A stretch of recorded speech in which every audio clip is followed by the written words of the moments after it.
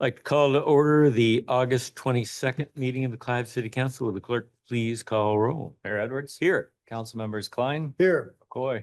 Here. Judkins. Here. Weaver. Here. Laney. Here.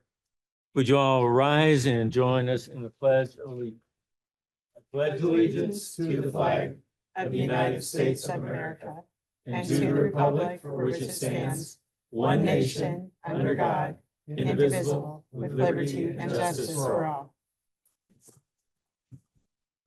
Next time is approval of the agenda. The only change I'm aware of is when we get to action item number 1D is actually a resolution rather than a motion.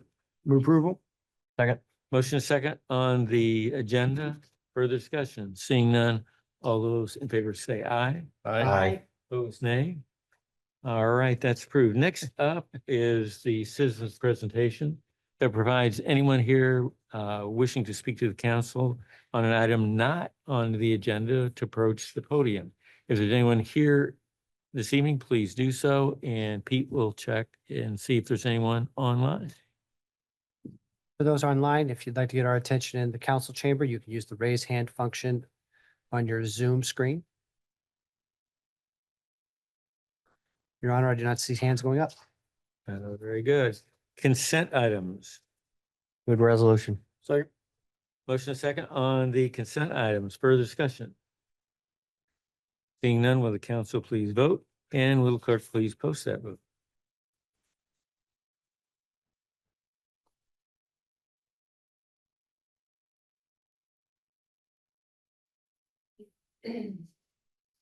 And that passes by a vote of 5-0. Thank you. Jeff.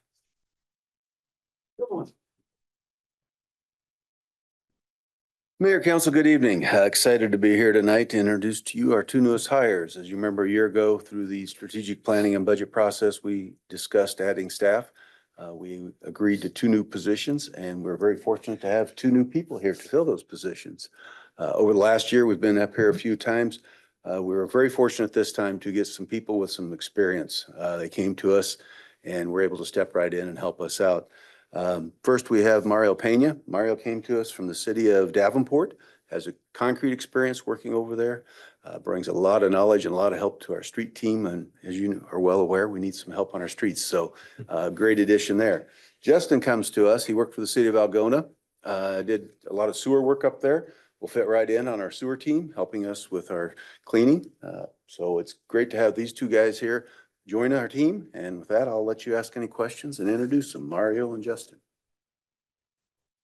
I'll go first. Yeah, so like Jeff said, I moved here from Davenport. I lived there. I'm not originally from there. I'm originally from a small town about 90 miles north from here, Hampton, Iowa.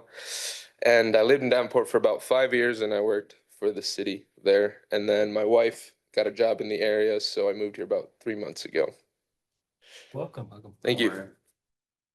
Yep. My name is Justin. I am actually a graduate from DMAT's Water Environmental Technology program, so I have experience in the water field as well. I got a job right out of college for the city of Altoona, so I worked in the water treatment, distribution, and labs there, and yeah, moved to Algona, and I moved here about 3 months ago, so happy to be here. Welcome aboard. Welcome.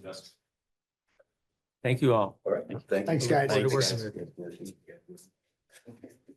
Next up, we have our action items. First one is a public hearing on the Greenbelt Landing. Did we publish the appropriate public notice? Yes, public notice was published in the Des Moines Register on August 7th, 2024. Very good. Richard. Thank you. A lot of big actions tonight that has taken a long time to get us to this point, but we're very excited to continue moving forward with this major project here in the city. So what we have before you tonight is multiple actions, but this really stems from the putting together and getting the bids out for this project. We worked with our construction manager, DCI, to put this and break it up into 6 construction packages that were put out to bid in late July, and we received bids on August 15th for all 6 of the packages. You can see all them detailed out there in your packet, but package 6 was the general building construction. That really covers the boardwalk, the stage, and all the building renovations. We have package 22, which covers the plumbing and mechanical for the site. We have package 23, which covers electrical. We have package 31, which covers grading and utilities. We have package 32, which covers the concrete for the site. And we have a package 31.1, which covers the landscaping for the site. We received multiple bids for all of the bid packages. And in terms of asking you to move forward with approval, we are recommending that you move forward with 5 of the bid packages, number 22, 23, 31, 32, and 31.1. And we are asking you to reject bid package number 6. We are asking you to do that because of price. We received 2 bids on that one, and they were $700,000 and $900,000 over the engineer's estimate. So we're asking you to reject them for price. We will work with Smith Group, our design team, as well as DCI to make revisions to the plans, get them back out. So that's why we're asking you to set date of hearing again, so we can get those bids back and get that moving forward. At this point, working with DCI and Smith Group, we do not believe that the delay in rebidding, changing the design and rebidding of that will cause a major delay in the overall construction schedule because the boardwalk, the stage, and the building renovations come a little bit later in the construction schedule. So the delay in that should not result in a major delay or very minimal delays to the overall construction progress. Your Honor, just one note Yeah. to just the printed agenda says package number 26. It's actually 23. Just to note that a little Scrivener's error on the actual published agenda. Should be number 22, number 23, 31, 32, and 32.1. Very good. Is it Thanks for the correction. 32.1 or 31.1? Let me double check here. I thought he said 31. Did I say that wrong? It's 32.1. Is 32.1? Yeah, 32.1. So it should be 22, 23, 31, 32, 32.1. All right, for Ted. So Richard or Matt, can you guys kind of quickly walk us through the timeline of these bid packages and for as far as implementation goes? And then, so you're saying 6 won't delay because it's a little bit late, but where does that fall within the kind of implementation? Well, I might ask Michael Steen to come up and maybe he can give you a kind of broad overview of Yeah. how that all the Kinda packages will high kind of level. be tied together. And why we feel comfortable Right. with rebidding the Right, package exactly. 6. Yeah. Yeah, good evening. So bid package 6, which was mentioned, is mostly the boardwalk, the building interior. The boardwalk right now, we were anticipating not getting that rolling until late October, as far as getting any of the materials on site for the foundation work. The boardwalk itself has a delegated design that has to go through engineering, has to go through procurement.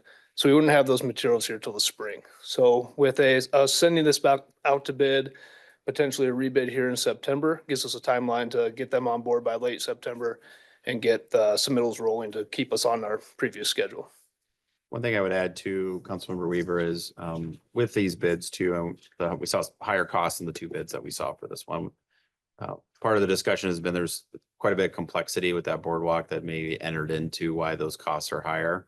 And so one thing that the team is looking at is adding kind of more clarity in the bid package for the boardwalk item, knowing that that is kind of a very flexible item that's going to be weaving through a lot of trees and have a lot of substructure to it. And so by rebidding it with some more clarity, we're hoping to get, sharper bids because of that complexity that goes along with the boardwalk, because we saw that as a driver for these higher costs. And are there any interdependencies with that bid package with other bid packages so that it could impact those? There are some interdependencies, mainly there's some lighting that's integral into that boardwalk system. But again, that stuff would not take place until sometime next spring. Okay. So the interdependencies, the way we kind of build our schedule and look at that, as we push that out, those interdependencies don't hit until that springtime anyways. We feel by having them, again, only just like a month delay here, hopefully for rebidding, that isn't going to set anything back. Now, once we get to that second meeting in September, though, then we're in a position where we need to keep it moving forward to not have actual delays in the schedule. Right. Okay. Thank you. Other questions? Is there anyone in the chamber who wishes to address us on this matter or anyone online? If not, I entertain a motion. Move to close public hearing.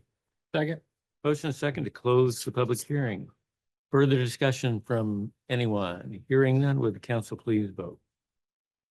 And would the clerk please post that vote?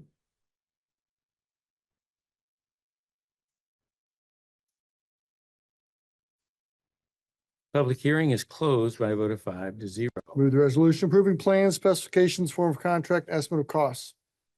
Second. Motion is second on resolution A. Further discussion. Seeing none, would the council please vote? And will the clerk please post that vote?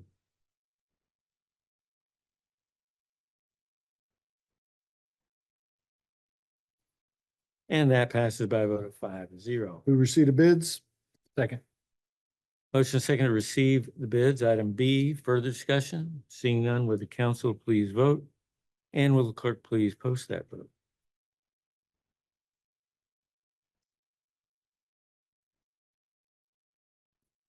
And that passes by a vote of 5-0. Move the resolution awarding contracts for prime construction packages 22, 23, 31, 32, 32.1 for $3,908,760. Second. Motion second on resolution C. Further discussion. Seeing none, would the council please vote? And will the clerk please post that vote?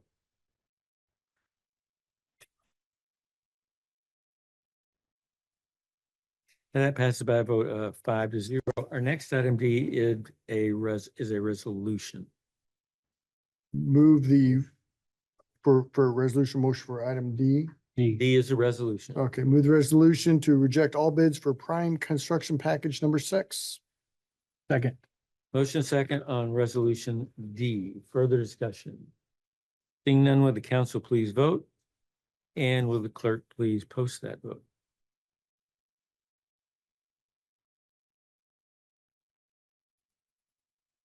That passes by a vote of 5-0 to reject all bids in package 6. And move the resolution setting date of public hearing for 9/26 of 24 at 6 p.m. to consider plans, specifications, and taking bids for prime construction package number 6 for Greenbelt Landing Project. That, a second. Motion is second on resolution E. Further discussion. Seeing none, will the council please vote? And will the clerk please post that vote? And as that vote's going through, Your Honor, just want to state this has been a top priority of the city council for a number of years, and it's really great to see us getting this project moving forward. Of course, we'll bring that last bid package back to you later in September, but you'll start seeing quite a bit of activity in terms of one of the signature Greenbelt enhancement items that we've talked about coming out of the Greenbelt Master Plan. So we're excited to get this moving forward. Very good. That passes by a vote of 5-0. Richard, I think you're going to tell us about Smith Group. So the next two items are related to the help that we need to get this project over the finish line with construction. The first is a contract amendment with Smith Group for a couple different things. First, it is some of the cost that has taken to get the design over the finish line. We've had multiple rounds of revisions with the Army Corps of Engineers and the DNR from a permitting to get this permitted within the floodway. Next is to help us with some design for the donor recognition signage, which will be very integral to this overall project. And then finally, construction administration costs to get this project to the finish line. Additionally, this really kind of coincides with the item right after that, a contract with the DCI Group. DCI Group's contract to help us with the construction management of this. So that covers items of, they have a 2.75% fee as part of the bid packages here, plus estimated hourly cost to get the construction completed. Those combined together really cover our construction administration for the project, as well as some of the items that you would typically expect with a general contractor that if we were bidding it out that way. So total, those are about $1 million worth of contracts that will help get us to the finish line on that. One thing I want to note on the DCI contract, that is based on the bid cost we got for all 6 bid packages. So when we get the updated bids for bid package 6, we will need to do a contract amendment with them to match that, because part of their contract is a 2.75% fee. So whether that's higher or lower, we'll need to amend their contract to reflect that. But we thought it would be good just to move forward this way, but then knowing we had to come back and amend that at some point. What I would add to that too, Your Honor, is yes, you have the bid packages in front of you tonight, but there's also a lot of additional work that's being done that isn't accounted for in those bid packages that have a value. Sure. So for that, both the design team and the construction manager will be coordinating. Pieces of that include the gracious donation by Variety for the playground, which is almost $1 million worth of value. There's coordination that'll be happening with that installation and the concrete work and the footings work that happens underneath it. We also have a $250,000 public art piece that will be included as a part of that. That contract's being worked on right now. And then there's quite a bit of, we'll call it owner provided coordination. We're going to have our folks doing a number of the plantings because we're going to be the ones maintaining it. So there's a certain amount of plantings that we felt better to kind of keep out of the landscaping contract, knowing that there's long-term maintenance on those and saving some money on the landscaping contract by taking that on. And so those are, I don't want to say, those are costs that you don't see in the 6 bid packages, but that are in addition to make the project cost roughly 10.5 million overall. So I just wanted to reference that too in terms of what you see here in these numbers as well. That's more impactful for the Smith Group contract. The DCI one is more straight up on the actual 6 bid packages. And we did ask both DCI and Smith Group to sit down to make sure that there wasn't any overlap in each of their contracts in terms of the construction administration portions of this. Any questions for Richard? If not, I entertain a resolution. I do. Oh, go. Can you refresh my memory on the 2.75 was, did we have a bid for that at some point, if I remember? Yeah, so we went out last October and put out an RF request for qualifications, and we got proposals from 3 different companies. Okay. And TCI was the group that was selected from those proposals. They had the best fee and just the best overall experience that we needed for this project. We asked the council and you guys approved a small pre-construction project for about $19,000 last November that they've been working on helping us get to this point with. So this just reflects the next step in that. We could have brought that contract forward back then, but we really felt it wouldn't be best to do that until we knew actual bid prices because their fee was really tied to that. And I probably said the same things back then, but 2.75, it's irrelevant at this point, but seems high to me compared to what we've paid in the past, maybe not here, but other places for much larger projects, but we've probably had that discussion, so. Yeah, and it was the lowest out of the 3 that we had. And part of it is too, as the project size goes up, the fee goes down as a percentage. And so when you're getting to 20, 30, $40 million projects, that fee percentage typically goes down in these situations. And so since ours being roughly $10 million, actually less than that for their portion of the work, that this is was reflective of the market last October, and they carried that same fee forward for consideration here. Richard, what other projects have DCI Group worked on for the city of Clive? The public safety building. That was the biggest one? Yeah. Okay. I don't believe they've done any other work with us that I know of. The public safety facility was the largest project the city's ever taken on, and this is the second largest. And is it fair to say we're happy with the results from DCI? I know we Great. were with public safety for sure. Very, very much with public safety, and we were happy with the work. And I give Michael credit; he was still working on a number of items for public safety even well after their contract expired. And I think that just gave us a good example of their level of work and commitment to the city of Clive's projects. And we were happy to see that they were the best choice here out of the construction managers when we did the RFP. Can we say the same about Smith Group? Mhm. We're pleased with their results. Yeah, this has been a challenging design project, getting through the modeling and getting it approved by the Corps, and they've been kind of stuck with it the entire way. That has been a frustration, and unfortunately, it's resulted in some additional costs that you're seeing here in the Smith Group piece.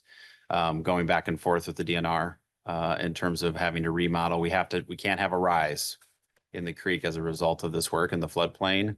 And when you're doing this amount of improvements, there's a lot of delicate balancing there. And unfortunately, I wish that process was smoother. I think we've talked about that on other projects the city's had in terms of waiting on DNR permits. We do have the DNR permit.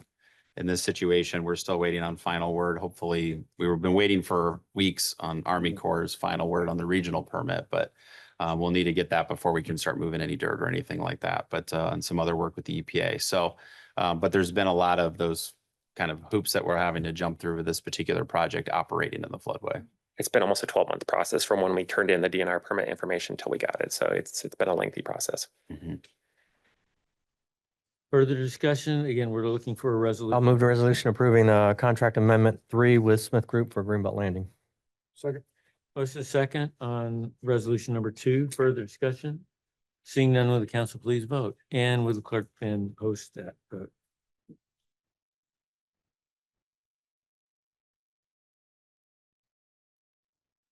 Action item number 2 passes by a vote of 5-0. Next up is the resolution with DCI. Moved resolution approval of contract with DCI Group for construction management of the Greenbelt Landing Project in the amount of $737,295.90. Second. Motion second on resolution action item number 3. Further discussion? Seeing none, will the council please vote? And will the clerk please post that vote? That passes by a vote of 5-0. Thank you, Richard. Good luck with the rebid. Matthew, we've got ICAP insurance to talk about. Yeah. So I'll go off script from what the memo is all about and just kind of give you a little bit of the history of, I've been working with ICAP now for 18 years and had a wonderful relationship with them. The service that we receive from them is outstanding. The working relationship is really just top notch. The price that we get, this is for our property and liability coverage.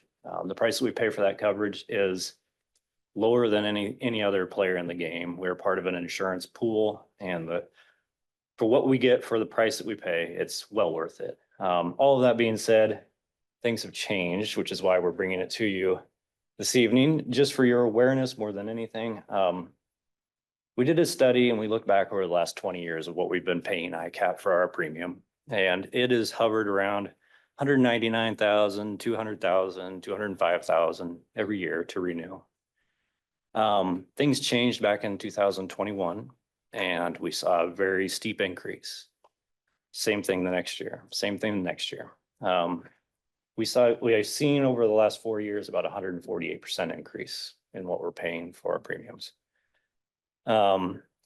Knowing that this has been going on, we've shopped around and we looked at what we were paying for our deductibles to see if we can make some adjustments there. We made an adjustment a few years ago and then we're making another one this year. We're bumping our property coverage to that deductible up to 5,000 per occurrence. We looked at our auto, it's presently at 1,000 per occurrence, and looking at our loss history, it actually didn't make sense to change that. We would actually be paying more out of pocket if we went down that road. So with all of that being said, I outlined a lot of stuff in the memo and I really just wanted to open it up for you guys to ask me any questions you might have about it, or if there's any further information you would like me to research on it and bring back to you. The recommendation tonight is for you to approve the renewal. We do have to have property and liability insurance. Like I said, this is the best price we were going to get in the market. But because of what is going on, we're wanting your input on it. So I would open that up to some questions. Comments from Matthew, Srikant. So I do appreciate the approach that staff took and you took with like looking at, does raising our deductible actually save us money in the long run, right? And that was kind of that's what the memo outlined, right? Yes. It made sense in one respect with the property, didn't make sense with the vehicle stuff. And I was surprised by some of that actually. But Yeah, so I guess I'm wondering, is this just the beginning, right? Because I mean, we've seen this on the on the private side, right? With homeowners insurance and car insurance. Is this just kind of the entry, or do you see this plateauing at any point? In my discussions with our broker about it, this is almost directly tied to inflation. And when we start seeing inflation plateau, that's when we're going to see the insurance market plateau. A lot of what we're paying, there's for lack of a better term, a mod factor that they put into our policy that is tied directly to what they're seeing in inflation. So they're calculating, what does it cost to build a public safety center today? What would it cost to rebuild that 5 years from now?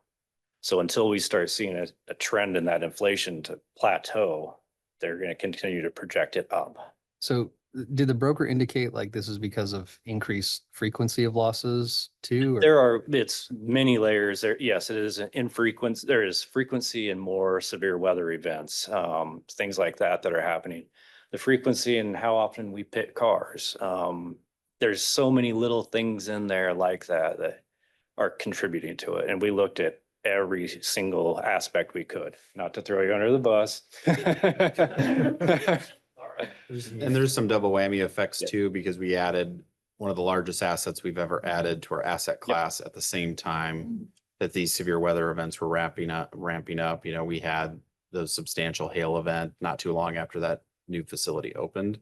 So we've also added a lot of assets for coverage purposes, that 21 to 21 jump, 22 jump that, you know, the public safety facility opened in November of 21. And we didn't offload any of the other assets. We're still holding on to. We still have the assets. Harbox Center. But Of the course, number it's of- not operated the same way it was before, but when you added a $16 million, $15 million facility, that now, and then now we're having more frequent, you know, weather events, whether it's hail or wind damage, and that the macro impacts of that kind of piled on top of itself a little bit. Yeah, and the last question I had was around the pooling, right?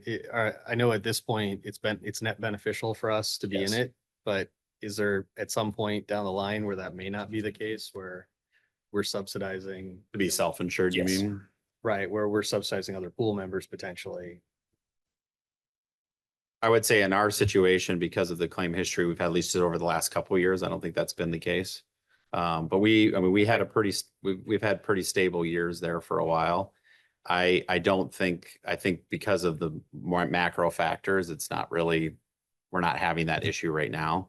I wish there was also more options in the market, but that's part of why ICAP exists in the first place, is because it was created because cities really struggled to find general liability insurance. We have a lot of liability.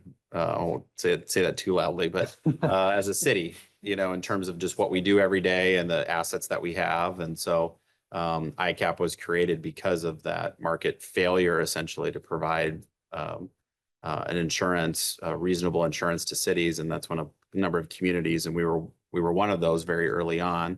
And what's our member number? 31. 31.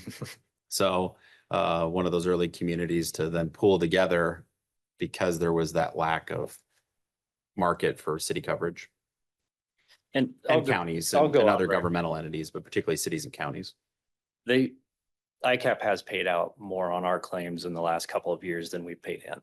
So there's fluctuations in that, and we've had a bad couple of years, but we have not been punished because of that, which is the nice thing about being in this pool. So there is recognition of that. Con, to your point, though, that it is, and maybe, you know, we've seen this increase at 100 and some percent is a bit out of line, right? And ICAP maybe have lost their way a little here and there. But you could see maybe a new type of model come out here in the next year or two, being in a captive situation, allowing entities to come in into that captive agency or captive insurance policy, where I think it will be healthy for an ICAP to have that kind of competition, but that's being looked at now. Developing that. You know, the insurance commissioner and others have been in the same room discussing it. Good. Matthew, do we have the numbers around, like, approximately on average, how many claims we're having annually, like maybe over the last 5 years? Mhm. Because the reason why I'm asking is we go from 1,000 to 5,000, so we're in deductible, we're adding $4,000. We're saving 28,000, just unless I'm just misreading this. That gives us about 7 claims before we break even, and then after that, we're actually losing money. Mhm. Yep. So what's our average kind of historically in number of claims? You have to break it down between property claims and. But that's for the property So for deductible, right? property claims, they are very small. It's a very small number. Okay. And that's why the math worked out with property claims. Vehicles, we've seen a spike in those kind of fender bender kind of accidents the last few years. And we would have been better off keeping our deductible even lower than 1,000. But when we did the research, I think it was 5 years ago, at that time, we weren't seeing as many vehicular accidents, and we're like, oh, we can bump that up, and it made sense. Now, though, it seems like we're putting a car in the shop at least twice a month. Mhm. Oh. We're also seeing more uninsured. Yeah, that's- situations where our vehicles are getting hit and they're underinsured or no insurance. And that's that another We're having trend to in the cover. market. But so on the property side, we're couple, 3 a year, is that? Yeah. Generally, Yeah, and that's why Matthew's recommending that change in premium, because on average, we've seen less. We think we'd save some money on that side of it, but not on the automobile side. right, okay. On those accidents with no insurance, what's our recourse on that? Do we just we eat the loss? I mean. would be ICAP legal covers, standard? ICAP covers it. We have to cover our deductible. Yeah. ICAP eats it and they will continue going after pursuing collection from that individual. It's almost impossible though. And that is all built into our insurance structure, unfortunately.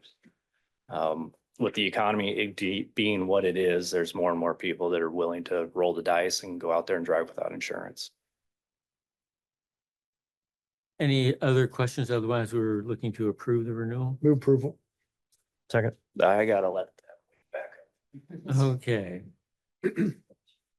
Further discussion, seeing none, will the council please vote when they're able to do so, and then the clerk post that vote. You made the motion. Eric, Ed, You made the-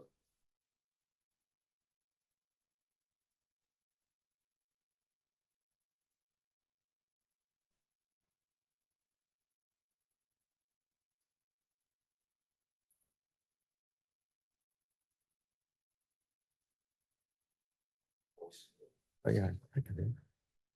I'm not coming up. Yes.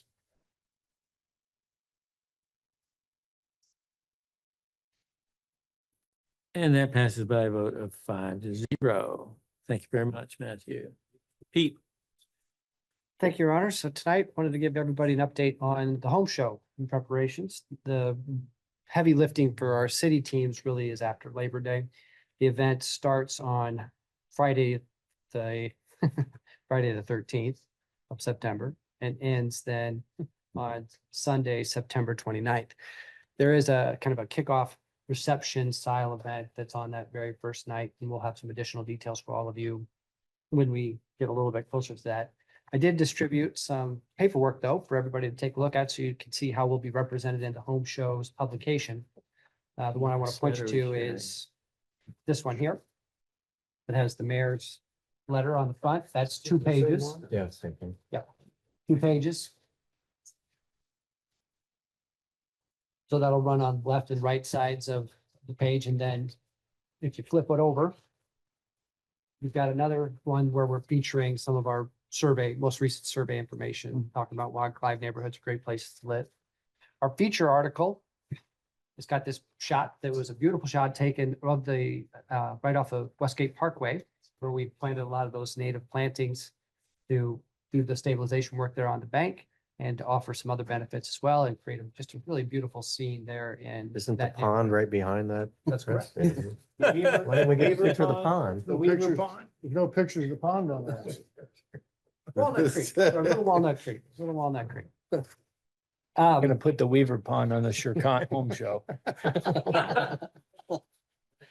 So we appreciate the home builders giving us that space in the publication. It's a nice opportunity for us to tell a good part of a bunch of good positive Clive stories. This piece also, I wanted to put out there for you. We're using this, not just, we used this as a prompt for the home builders to kind of think how they could use this existing piece and then configure it in a way that it brings more consistency to, or is consistent with what's in the rest of their publication. But Molly did a nice job with this piece. It's one of many that we'll be creating and using over the course of the months as we roll out the survey information. One place where you will see a lot of that survey information will be in the September newsletter, which will be going out here in just a little bit of time. The entire front page is really dedicated to talking about some of the most positive results that came out of the survey this year. Your Honor, I'm happy to answer questions. questions for Pete? No, we'll move to Srikant. Pete, real quick, Oh, I'm go I'm ahead. sorry, Pete, the past years, we had a city council meeting at the home show. Any opportunities for that, or has that been in discussion at all? We talked a little bit about it. It's a, tell you right now, I mean, it's a packed schedule that they've got out there. Right. And the spaces that they kind of create on a temporary basis for hospitality and so forth, it's quite extensive. So this year, with a number of other things that were happening on our side and also a busy schedule on their side, we decided that this year would be great if we could have the council members out there and visiting, but not necessarily having a council meeting there this year. Anything else, repeat? If not, Srikant. So wanted to give an update on DART. We had the first of, I think it's 4, it's at least 3 sessions. I think it's 4 actually. 40. 4, 44, 04, not 40. For Reimagine DART. So this first session was really just about kind of finding the commonalities across the communities. There was a lot of discussion around what is the definition. So one of the things was, community value. And a big part of the discussion was around, well, what does community mean, right? Is it the region? Is it every member community individually? Is it some subset of that? So it was a good discussion. There were a couple of comments. I made one as well about, is this just kind of another cog in the cycle, right? The facilitators wanted us to, I think the term they use is trust the process. Yeah, there were a few Russ, to his credit, made quite a few pointed comments about how it's hard to trust the process when we've been through it before and we're back here again, right? So it was, like I said, it was overall a good discussion. I am concerned that was a 3-hour discussion and it's one of 4. But that's where we're heading with that. So Reimagine DART has kicked off. I haven't gotten a email back on timeline specifically. I think it's because they're still figuring it out as they go. But I did get a update on the numbers from last time. I was off on that number. That is the unique ridership for paratransit. They don't have a way to track unique ridership on fixed routes. So Luis and Amanda are going to work on just getting whatever ridership numbers they can give us, but it won't be unique riders, unfortunately. Okay, questions for Srikant? More to come. Nothing tonight. All right, Eric. Suburban coatings, but nothing else tonight, Mayor. All right, Susan. Well, Bravo has 2 grand opportunities open now for the general operating for arts, culture, historical entities, and then for arts. And those are due toward the end of September. So if there's any organization you'd like to share that link with, I'm happy to get it to you. Any Clive organization, Susan, that might be interested in that? Well, that's why I wanted to bring it up. Historically, the Historical Society was. So, Usually 12 to $1,500 is what they got, I think. And Right, yeah. like 1250. Yeah, something like that, yeah. Anything else that, Matt, from a Clive perspective, that can take advantage of those grant opportunities? One that we've kicked around at the staff level when that grant came out is the public art grant project side for the That's what I was cities. thinking too. We'll talk a little bit about it with strategic planning in terms of 86th Street activation is maybe submitting a grant for having an artist come in, maybe doing a big mural inside the rec bay at the Harbach Center as a part of maybe next year's big school bash, or a way to maybe have some children participation in an artwork, trying to think of maybe an art project that we could do. We're also thinking about art in general too for Lanand Park in terms of as a component of that park. So those are some things that we're kicking around at the staff level, maybe the mural, at least getting in the queue for this next cycle. So those are some things at the staff level we're kicking around on public art right now for that piece, which is separate from the organization's one. There isn't really too many on the organization front right now. Historical Society was, again, that one that was pretty regular. There isn't too many more right now that would qualify under the Bravo rules. That said, some of our largest grant recipients from Bravo are those umbrella organizations that a number of, I'll take to more performing arts. They have dozens, if not hundreds, if not maybe thousands of Clive residents. Probably who thousands. Use enjoy their performances. So not based here in Clive per se, but an organization like that is getting into Clive either by having people come down to the shows or even coming to the schools to offer some services. The whole point of Bravo. We have had DMPA do like programming at Lanand Park. where they brought performers out for that. So there's some outreach efforts too that we see from some of those organizations. And I know the Des Moines Arts Center has had some conversations with the mayor and I about something similar. All right. Thank you, Susan. I have nothing. Council? No, sir. Matt? Just a few items, just again, a reminder, we'll have that Saturday morning session here at 8 a.m. down in the conference room for the last strategic planning session. We'll have some breakfast and coffee for you ready that morning and some beverages. So Lyle will be back. He's on his way back here right now to work with the staff tomorrow to kind of finalize the action outlines, and we'll present those to you on Saturday for prioritization. Also wanted to mention we don't know the date yet. From the DOT, there was some things that moved around that they're trying to figure out. But we do know we will have a trail closure coming now with the Hickman interchange work being bid out, ready to go. We just don't know when. I would anticipate it's going to be at some point in September, probably no later than October 1st. How long that trail closure is, we're still figuring that out. We're hopeful that the dominant trail closure is over the winter months and done in the spring. Still a lot unknowns there. We did learn yesterday that there are going to have certain portions where they're going to put some protection over the trail to try to keep it open for a longer time period. Obviously, this is very critical to get this communicated out to not just our community, but also that's a very key regional trail connection. So I would love to know that date right now, so we could get that out there sooner, but staff will be preparing everything ready to go when we hear from the DOT when that date will actually be, but it's coming in less than a month, probably. It'll just be the trail, not the intersection itself, though, for now, right? No, not the intersection itself. I'm just talking just the trail, Greenbelt trail closure there underneath the bridge. Right. Now, what the detour opportunities on that trail? I mean, is Yeah. there opportunities there? What's our thoughts on? There's my some, neighborhood. they're not all very convenient. But Past that'll my all be marked, and that's going to be part of the communication effort is to mark all of that, but they're not in that particular spot. There isn't too many convenient ones, whether you send up to Douglas or down to University, which again, Douglas has a little bit wider crossing on its bridge over the interstate. University does not. So those are some of the challenges that we have with any crossing in Where that a spot. nice big crosswalk would come in handy. Right.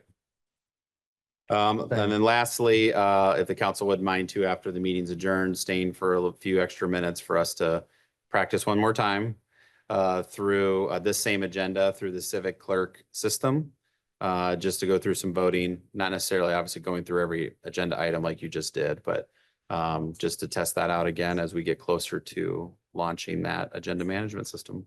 Very good. That's all I have, Your Honor. Yes, go ahead, Eric. Matt, can you give us an update on AccuJet? Did they finish that lining project? I saw that had been going on in your memo. Of the lighting project? Was it sewer lining? You know what I'm talking about, Jeff? Oh, yeah, come on up. I know what you're talking about. Yeah. No, they walked, Sewer cleaning, yeah. they walked away. We've been unable to get any response. We're going to have to call the bond on that one. That's still in front of Cozy Cucina.